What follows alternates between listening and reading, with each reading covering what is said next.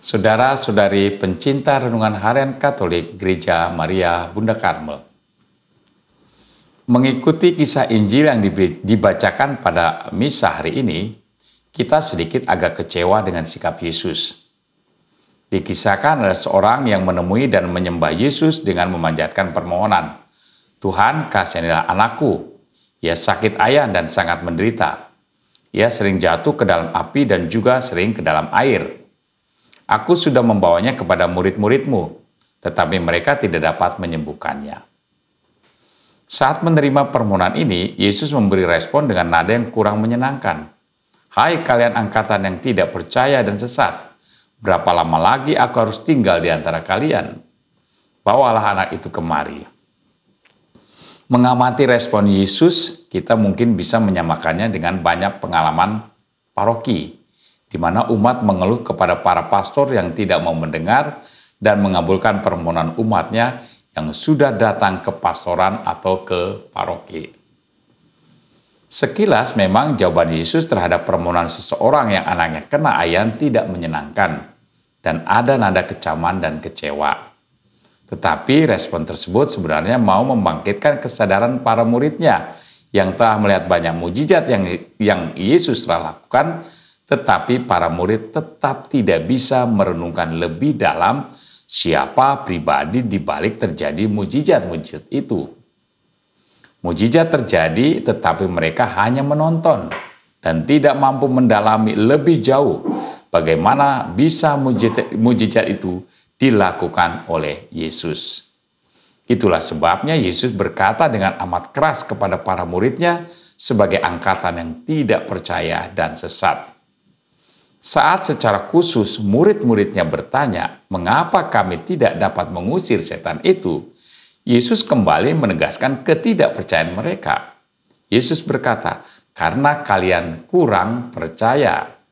Sebab aku berkata kepadamu, sungguh sekiranya kalian mempunyai iman sebesar biji sesawi saja, kalian dapat berkata kepada gunung ini, pindahlah dari sini ke sana.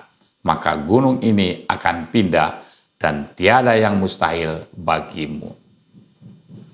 Yesus bukan marah karena permohonan untuk menyembuhkan, tetapi marah karena mereka tidak percaya kepada kuasa yang dimiliki oleh Yesus. Bagi mereka, Yesus mungkin seorang penyembuh, tetapi disamakan dengan penyembuh-penyembuh yang ada di sekitar mereka. Seharusnya para murid bisa dengan lebih baik melihat bahwa mujizat yang dilakukan Yesus berbeda dengan mujizat atau kesembuhan yang bisa dilakukan orang lain. Nama Yesus bagi mereka tidak memiliki makna. Padahal dalam iman, atas nama Yesus, kuasa menyembuhkan sungguh bisa terjadi. Misalnya seperti yang dilakukan oleh Petrus. Saat seseorang yang mengalami lumpuh di gerbang bait Allah bertemu dengan Petrus dan berharap mendapat sedekah darinya, Petrus berkata, emas dan perak tidak ada padaku, tetapi apa yang kupunyai kuberikan kepadamu. Demi nama Yesus Kristus, orang Nazaret itu, berjalanlah. Petrus memegang tangan kanan orang lumpuh dan membantu dia berdiri. Seketika itu juga kuatlah kaki dan mata kaki orang itu. Petrus awalnya mungkin salah satu murid yang meragukan kuasa yang ada dalam nama Yesus.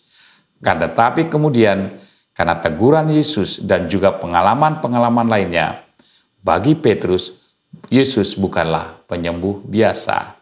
Dalam namanya, mujizat bisa terjadi dan itulah yang ia percaya saat menyembuhkan orang lumpuh di depan bait Allah.